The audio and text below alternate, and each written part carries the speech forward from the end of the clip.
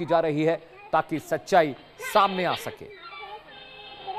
ये तस्वीरें देखिए कैसे जबरन एक महिला को बुर्का पहनाया गया, उस पर दबाव बनाया गया, धर्मांतरण की कोशिश की गई और मुस्लिम महिलाओं पर आरोप लगा है। भाई के कहने पर, उस महिला का जो भाई था उसके कहने पर पुलिस ने तहरीर एफआईआर दर्ज की है। जबरन बुर्का पहनाने की खबर है, 12वीं की छात्रा बताई जा रही है और 5 लड़कियों ने जबरन मिलकर उसे बुर्का पहनाया है। तस्वीरें देखिए, सीसीटीवी फुटेज जो बरामद हुई है उसकी ये तस्दीक कर रही हैं और साथ ही साथ वो महिलाएं बात करती भी दिख रही हैं कि पहन लो, तुम्हारे ऊपर बुर्का अच्छा लगेगा। और ये बुर्के वाला वीडियो अब देश भर में वायरल हो रहा है। इस वक्त की बड़ी खबर आपको बता दे रहे हैं, यूपी से एक बड़ी तस्वीर आई है जहां पर मुस्लिम महिलाओं ने जबरन एक हिंदू महिला का धर्मांतरण कराने की कोशिश की, जबरन उसे बुर्का पहनाने की कोशिश की। ये तस्वीरें आपकी टीवी स्क्रीन पर है।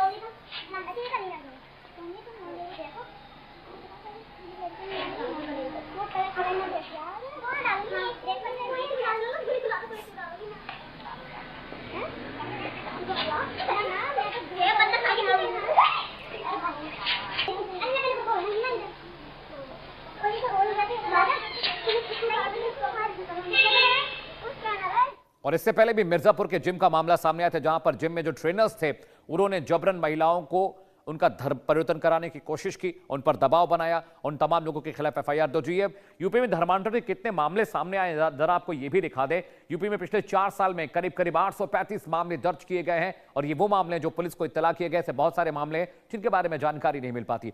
धर्मांतरण के आरोप में 1682 लोगों को अब तक गिरफ्तार किया गया। ये डेटा बहुत क्रूशियल है। इनमें से 818 मामलों में चार्जशीट भी दाखिल की जा चुकी है और कार्रवाई इस पर हो भी रही है। साथ ही साथ अगला पॉइंटर आपको बताते हैं, जनवरी 2026 में मिर्जापुर में एक बड़े रैकेट का खुलासा हुआ था। एक जिम वाला रैकेट है जिसकी खबर कल हमने प्रमुखता से आपको दिखाई थी। जिम की आड़ में महिलाओं को ब्लैकमेल कर धर्मांतरण के लिए उन पर दबाव बनाया जा रहा था और उनका ब्रेन वॉश कर कर उनको पैसे का लालच देकर, जिम मेंबरशिप का लालच देकर उनके साथ ये किया गया। इस मामले में एक सिपाही से 6 लोगों के खिलाफ एफआईआर दर्ज हुआ, फिर उनकी गिरफ्तारियां हुई, कार्रवाई हुई और ये पूरी चेन मिर्जापुर में चली थी जिम की, जहां पर ये कार्रवाई हुई है।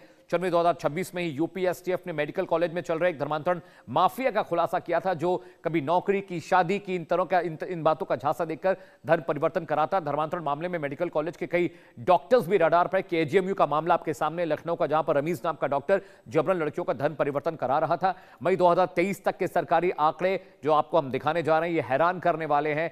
यानी धर्मांतरण का रैकेट यूपी के हर जिले में एक्टिव है और लड़की के भाई जो हैं जिन्होंने ये तहरीर लिखवाई थी और पुलिस के अधिकारी एसपी क्या कह रहे हैं जरा वो भी आपको सुनवाते हैं।